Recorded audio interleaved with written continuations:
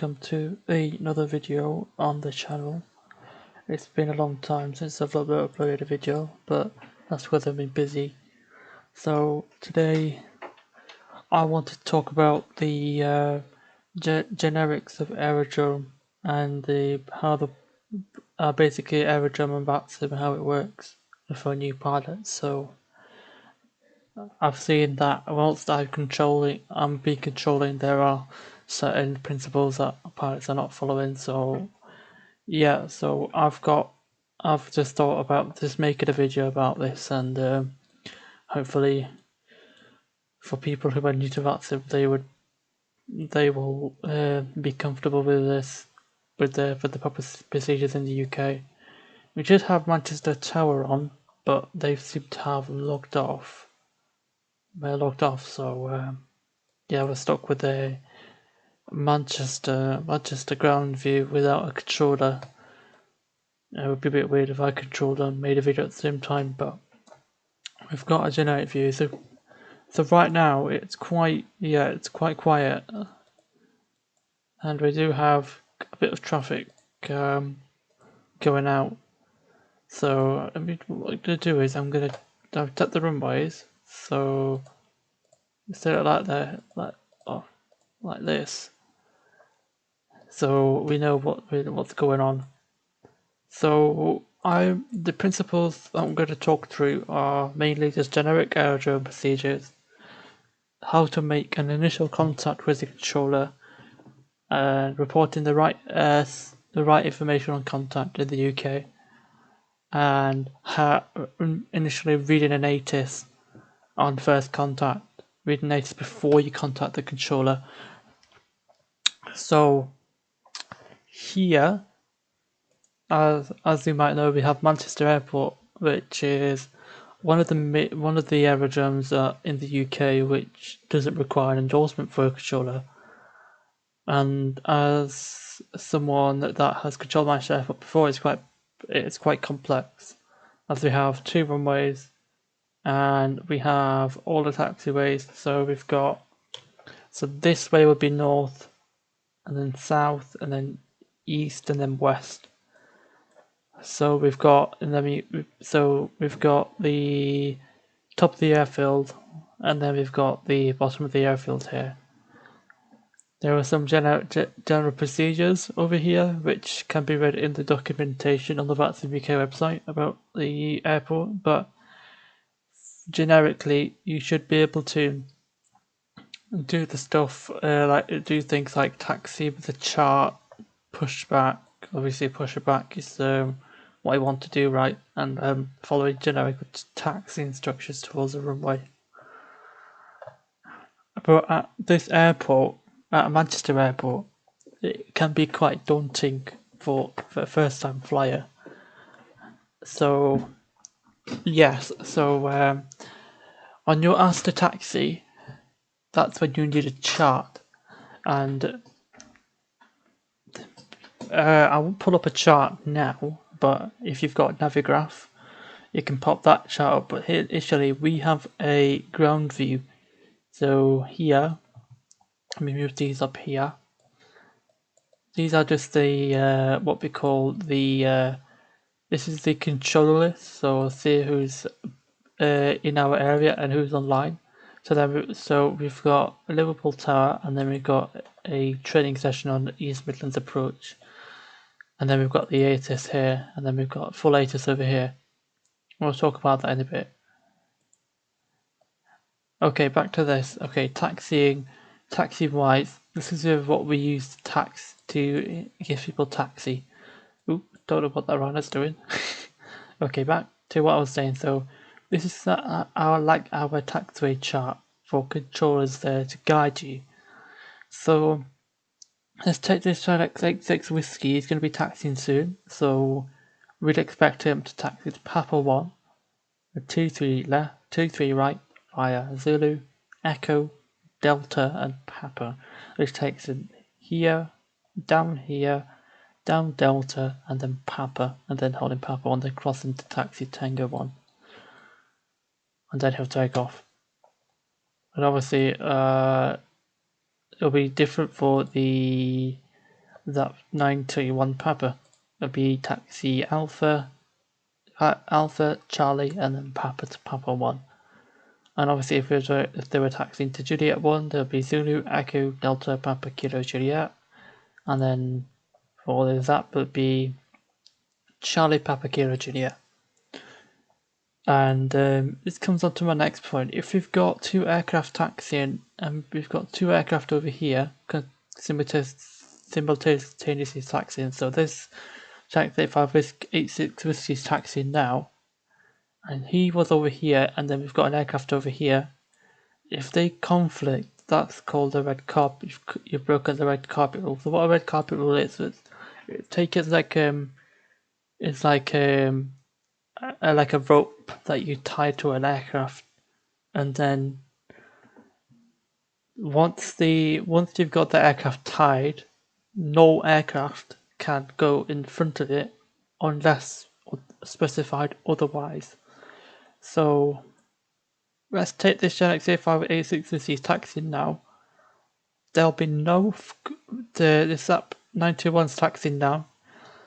Bearing in mind that he doesn't slow down, they shouldn't conflict.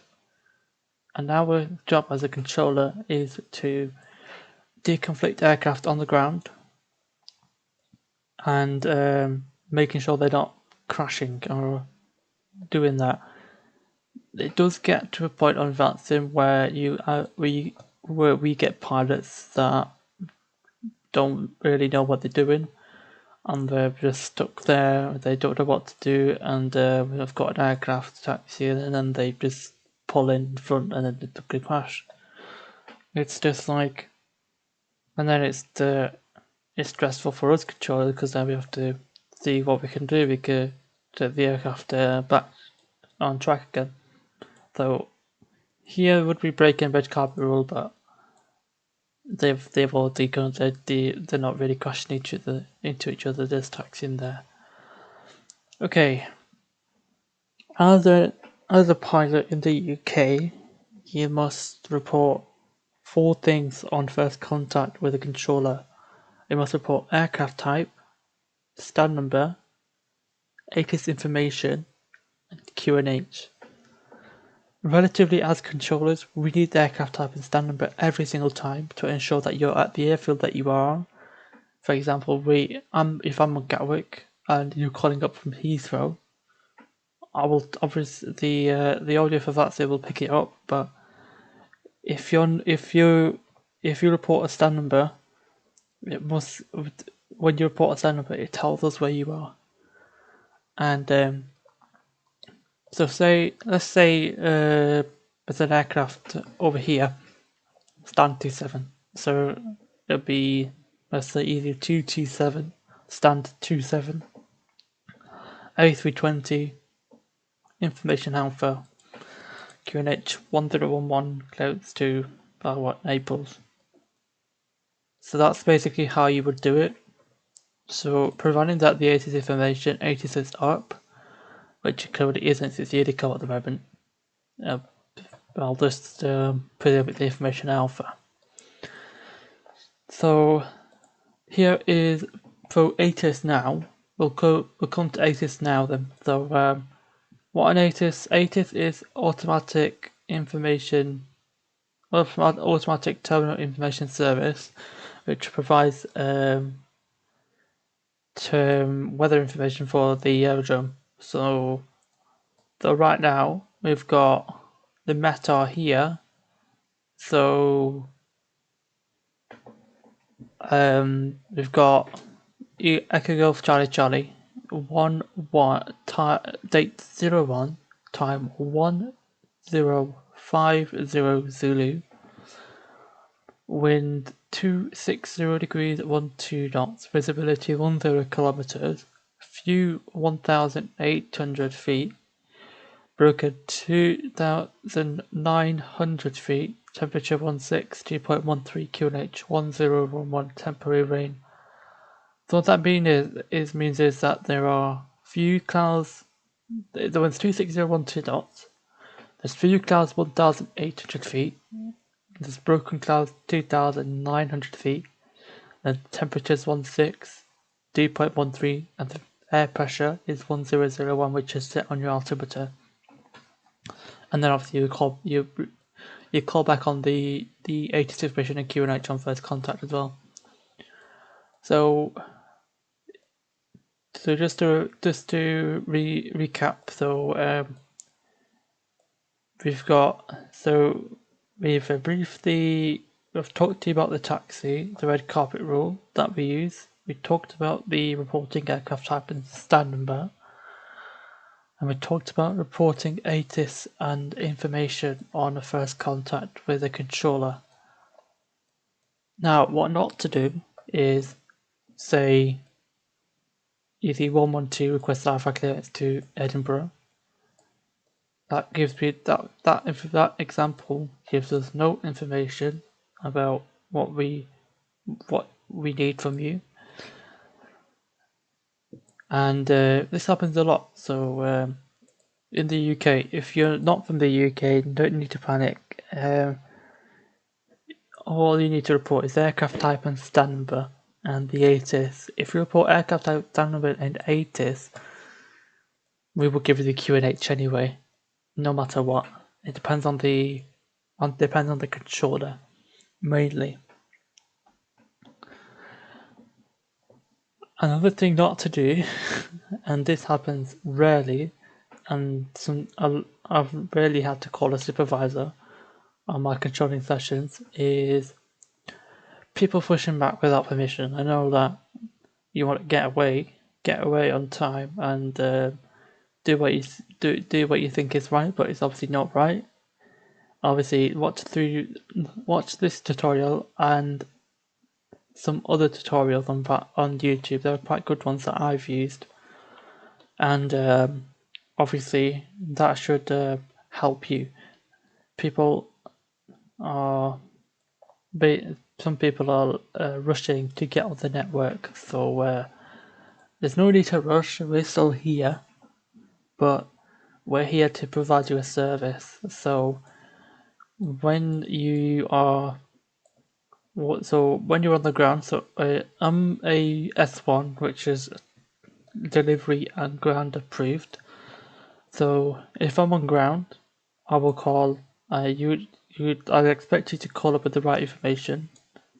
I'd expect you to be compliant and be somewhat competent. Well, competency can be defined in many different ways, but all you need to be is just do what you think is right. And obviously, don't do what this Roller 70 Hotel Delta is doing, by just taxiing without just taxiing around the airport.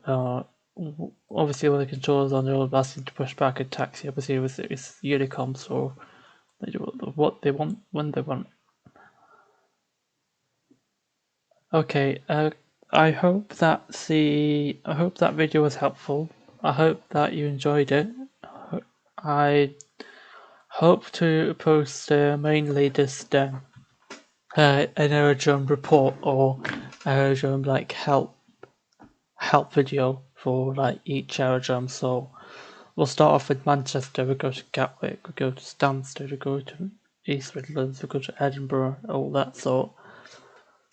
But mainly I think we'll focus on mainly Manchester and Gatwick, as they are the two busiest airports that an S1 can control, but Gatwick does require endorsement, which does take time for a controller. So yeah, and hope you liked the video. Like and subscribe, and hopefully I shall see you again soon. Bye bye.